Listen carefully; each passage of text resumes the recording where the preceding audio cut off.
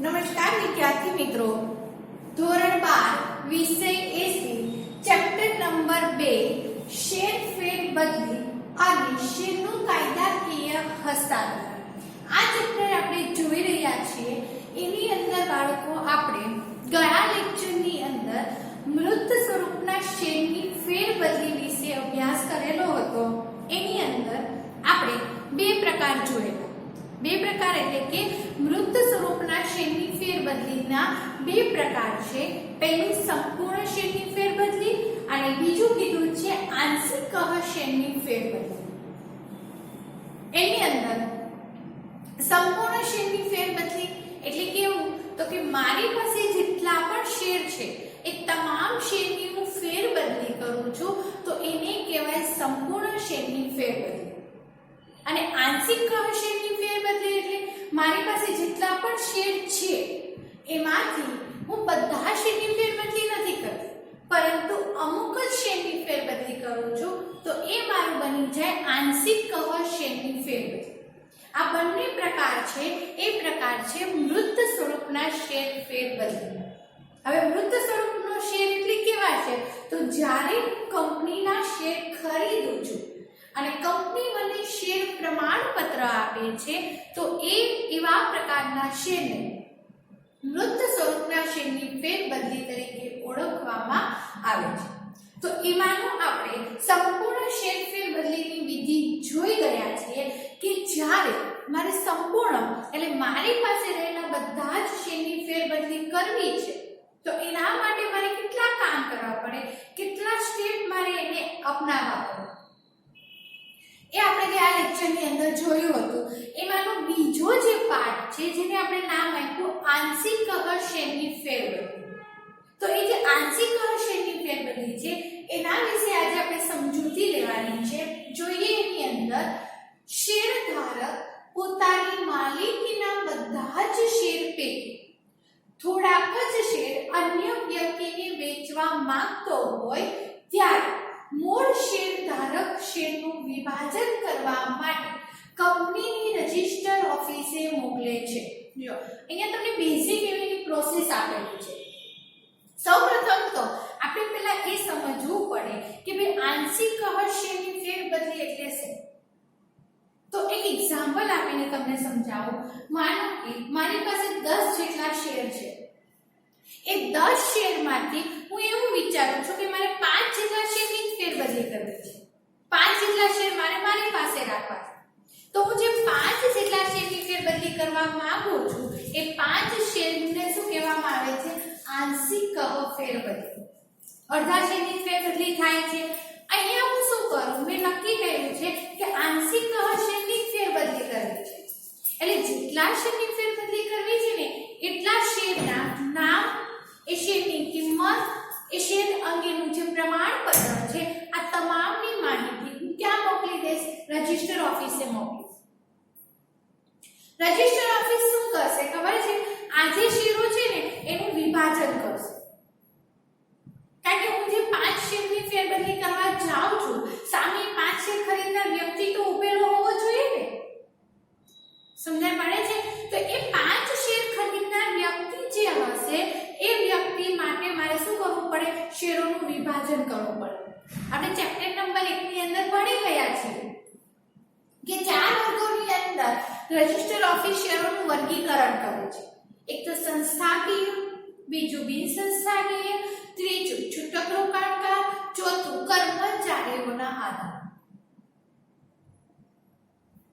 4 વર્ગની અંદર શું કરે છે કંપની, રજિસ્ટર ઓફિસ આ શેરોનું વર્ગીકરણ કરે છે। એટલે હું શું કરીશ, મારે જેટલા બી શેરની ફેરબદલી કરવી છે ને એ બધા જ શેરને હું ક્યાં મોકલી દઈશ, રજિસ્ટર ઓફિસે મોકલી દઈશ।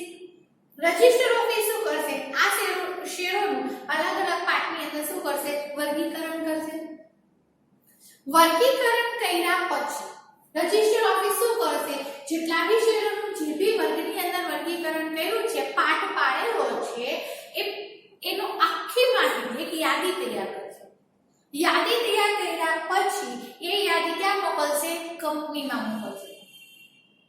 કંપની શું કરે છે, એ યાદી મુજબ શું કરવામાં આવશે, એ યાદીની જેટલી યાદી તૈયાર કરી છે ને એ યાદી શેર ફેર બદલી કરનાર શેર હોલ્ડરને આપશે. સપોઝ કે મારે શેરની ફેર બદલી કરવી છે તો એ યાદી કોને આપશે? મને આપશે. એટલું ક્લિયર થઈ ગયું? આ યાદી આપ્યા પછી મને ખબર પડે કે ભાઈ મારા 10 શેરમાંથી 5 જેટલા શેરોનું રજિસ્ટર ઓફિસે એટલા વર્ગોની અંદર વર્ગીકરણ કરેલું છે. પછી હું શું કરીશ તો કે પછી હું શેરોનું શું કરીશ? ફેરબદલી કરીશ. એટલી પ્રોસેસ થઈ જાય. એટલે એટલી પ્રોસેસ થયા પછી બાળકો આપણે ગયા લેક્ચરની અંદર સંપૂર્ણ શેર ફેરબદલીની વિધિ જોઈ હતી. તો એના જેટલા 9 જેટલા પોઈન્ટ આપણે જોયા હતા. તો એ 9 પોઈન્ટ સેમ આ પ્રોસેસની અંદર એપ્લાય થશે. ડિફરન્ટ ખાલી એટલો છે કે અહીંયા પહેલા મારે મારા શેરનું વિભાજન કરવા માટે મારે રજિસ્ટર ઓફિસે મોકલવા પડે. રજિસ્ટર ઓફિસે મોકલીશ એટલે રજિસ્ટર ઓફિસે મેં તમને હમણાં જે પ્રક્રિયા કીધી કે આખી પ્રક્રિયા રજિસ્ટર ઓફિસ કરશે. એ પ્રક્રિયા પૂરી થશે પછી શેર અરજદારને આખી યાદી આપશે. એટલે શેર અરજદાર પહેલું કામ શું કરશે તો શેર ફેરબદલી ફોર્મ નોંધાવવાનું કામ કરશે. નોંધાવવાનું કામ થઈ જશે એટલે રજિસ્ટરનો સિક્કો છે, તારીખ છે એ ચેક કરશે. એ ચેક થઈ જાય પછી એ શું કરશે તો એની અંદરની બધી વિગતો ભરશે. ત્યાર પછી મૃત સ્વરૂપના શેર છે એટલે શું આવશે? શેર પ્રમાણપત્ર હશે. તમે જે શેર ફેરબદલી ફોર્મ ભર્યું એ હશે. શેર પ્રમાણપત્ર નહીં હોય તો મંજૂરી પત્ર હશે. આ શું કરીશું? રજિસ્ટર ઓફિસને આપીશ. રજિસ્ટર ઓફિસ શું કરશે? એ મળિયાની પહોંચ મને આપશે. પહોંચ આપ્યા પછી મને નોટિસ આપશે. નોટિસ આપ્યા પછી મંજૂરીનો ઠરાવ પસાર કરશે. ફેરબદલી પત્રકની અંદર નોંધ કરશે. પછી મંજૂરીનો ઠરાવ પસાર કરશે. પછી સભ્ય પત્રકમાં નોંધ કરશે અને નવા શેરધારકને નવું શેર પ્રમાણપત્ર આપશે. આ તમામ જે પ્રોસેસ આપણે ગયા લેક્ચરની અંદર જોઈ હતી ને બાળકો, એ તમામ પ્રોસેસ આની અંદર પણ સેમ એપ્લાય થશે. સમજણ પડી? ડિફરન્ટ ખાલી એટલો જ છે કે અહીંયા મારે પહેલા મારા શેર રજિસ્ટર ઓફિસે મોકલવા પડે આંશિક શેર ફેરબદલીની અંદર. જ્યારે સંપૂર્ણ શેર ફેરબદલીની અંદર મારે મારા કોઈ પણ શેર રજિસ્ટર ઓફિસે મોકલવા પડતા નથી. ખાલી મારે રજિસ્ટર ઓફિસે જવાનું, ફોર્મ લેવાનું, રજિસ્ટરનો સિક્કો છે, તારીખ છે, આ બે વસ્તુ ચેક કરવાની, બસ ઇનફ. પછી મારે ફોર્મ ભરવાનું, વેચનાર અને ખરીદનારની બધી જ વિગતો એની અંદર ભરવાની રહેશે. કમ્પ્લીટ. એટલું મારું કામ થઈ જાય પછી મારી આગળની પ્રોસેસ ચાલે. જ્યારે અહીંયા એવું કીધું કે પહેલા મારે શેર મોકલવાના રજિસ્ટર ઓફિસે, પછી મારે પ્રોસેસ ચાલુ થાય અને પહેલામાં ડાયરેક્ટ પ્રોસેસ ચાલુ થઈ જાય.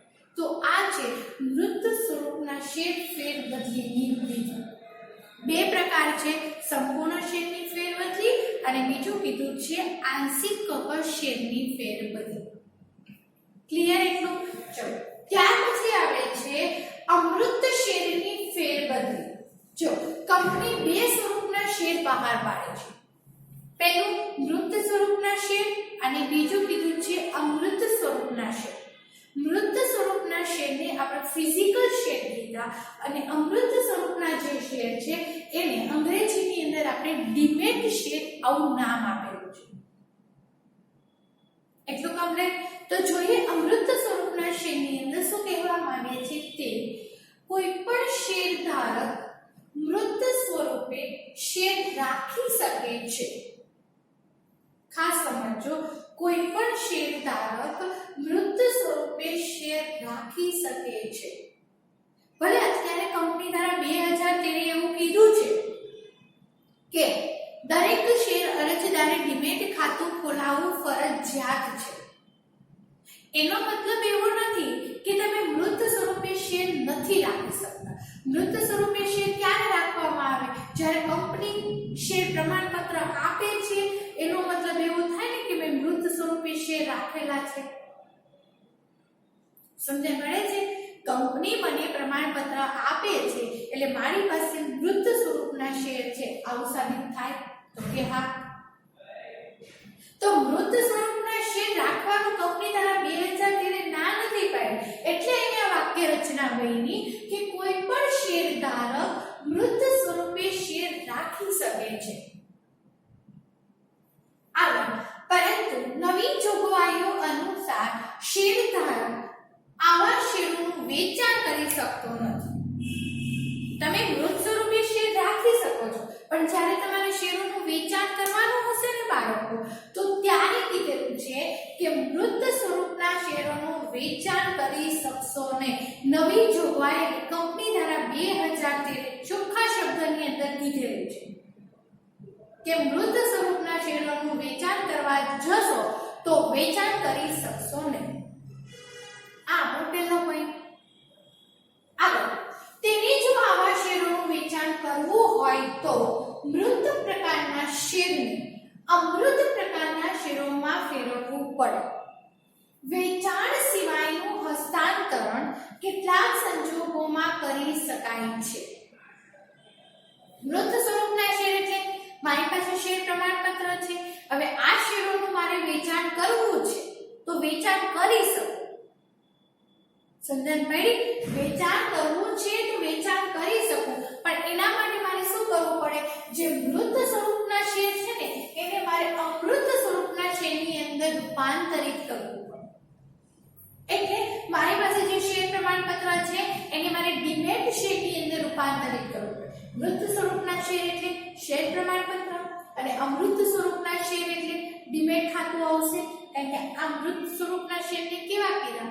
ફિઝિકલ શેર કીધા. અમૃત સ્વરૂપના શેરને કેવા કીધા? ડીમેટ શેર કીધા. એટલે મારી શેર પ્રમાણપત્રને ડીમેટ શેરની અંદર રૂપાંતરિત કરવું પડે. રૂપાંતરિત થઈ જાય પછી હું શું કરી શકું છું?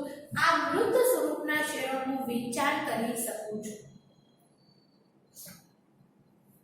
જો વેચવાના ઇન્ટેન્શનથી હોય તો એ ચોખવટ કહી છે કે વેચાણ સિવાયનું હસ્તાંતરણ, વેચાણ સિવાય, વેચાણ નથી કરવું, વેચાણ સિવાયનું હસ્તાંતરણ કેટલાક સંજોગોમાં કરી શકાય છે. વેચાણ સિવાયનું હસ્તાંતરણનો મતલબ ફેરબદલ. મારે વેચાણ નથી કરવું. વેચવાનો મતલબ શું થાય છે? હું શેર વેચું છું, સામે મને પૈસા મળે છે, આને કહેવાય વેચાણની પ્રક્રિયા. પણ અહીંયા મારે વેચાણની ફેરબદલી નથી કરવી. તો એવા સંજોગોમાં એક્ઝામ્પલ આપ્યું છે, પોતાના શેર કોઈને ભેટ સ્વરૂપે આપવા હોય તો ઉપરની વિધિ અપનાવવી પડે છે. મારે કોઈને ભેટ સ્વરૂપે આપવા છે ને તો મારે મૃત સ્વરૂપને અમૃત સ્વરૂપની અંદર કન્વર્ટ કરવાની કોઈ જરૂર નથી. એનું શેર ડાયરેક્ટ ભેટમાં આપી દો.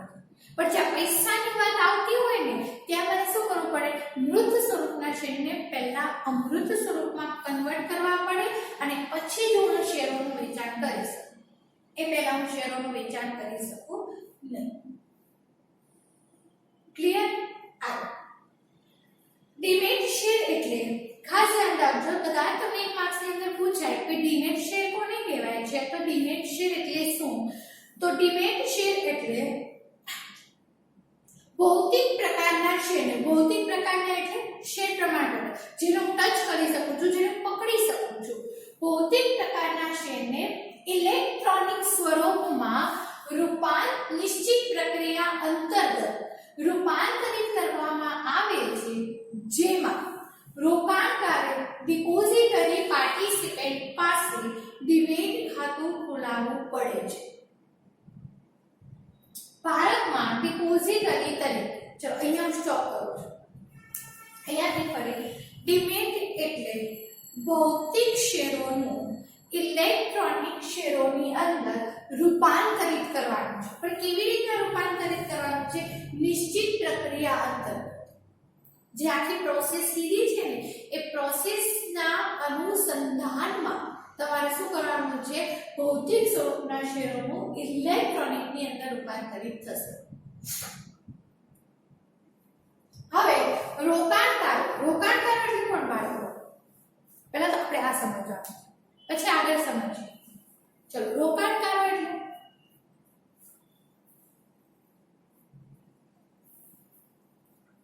તમે કોઈ કંપનીના શેર ખરીદો છો, તમારી પાસે શેર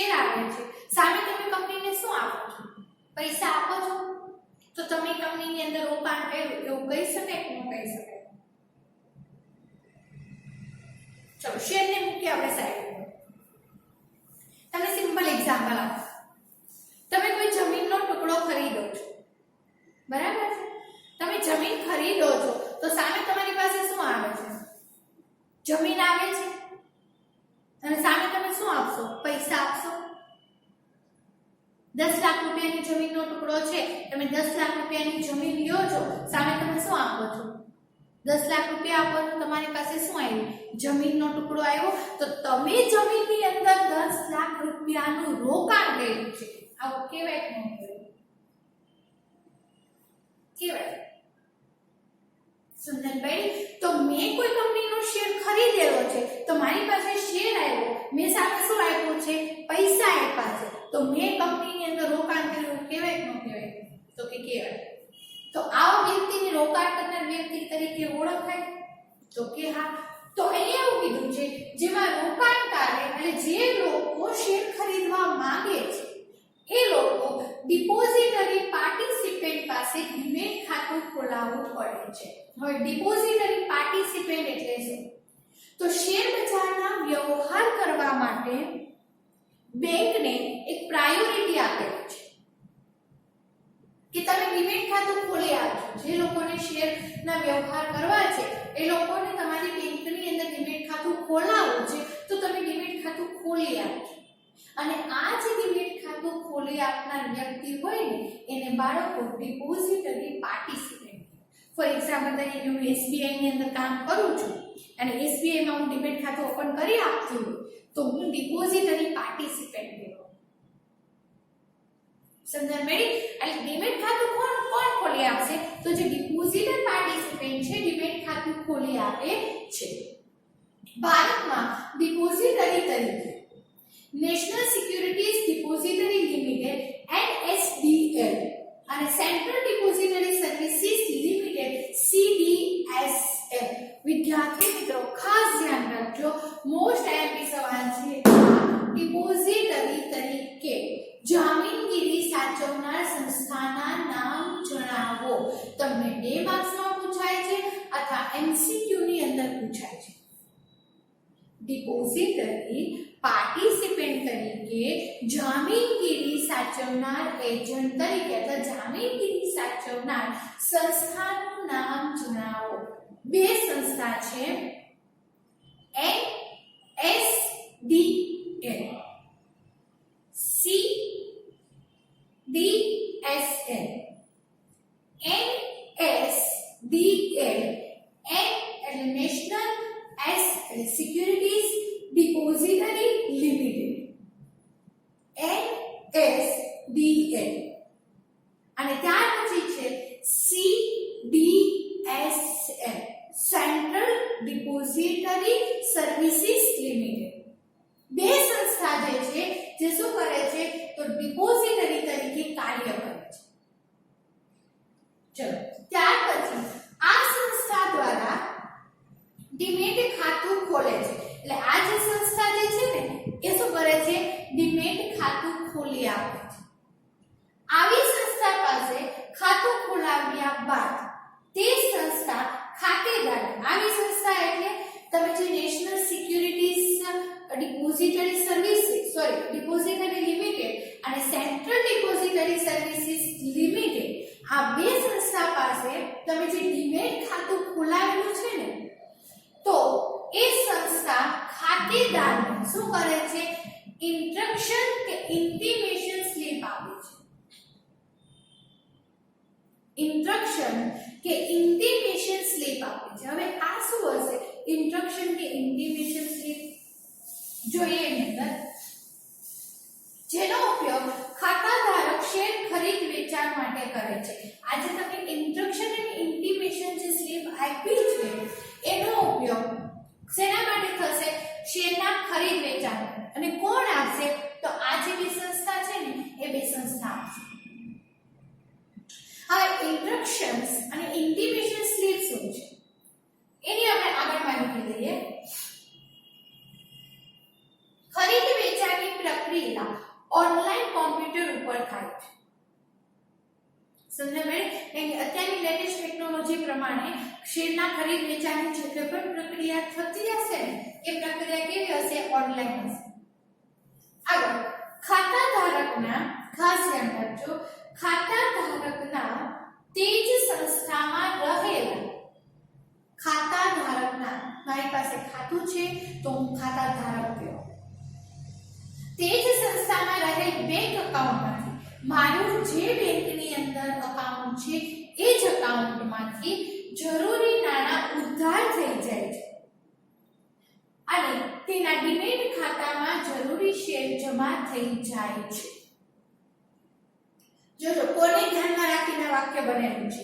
ખાતા ધારકના એના બેંક એકાઉન્ટના એ જ સંસ્થાના એકાઉન્ટમાં જરૂરી નાણાં ઉધાર થાય છે અને જરૂરી શેર ડિમેટ ખાતાની અંદર જમા થાય છે.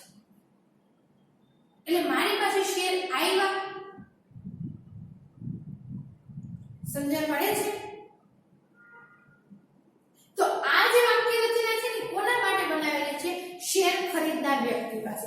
મારી પાસે શેર આવે છે, એ શેર મારા ખાતાની અંદર જમા થાય છે, જેટલા રૂપિયાના શેર લીધેલા હશે એટલા પૈસા મારા એકાઉન્ટમાંથી ઉધાર થશે અને જેની પાસેથી લીધેલા છે એના એકાઉન્ટમાં જશે.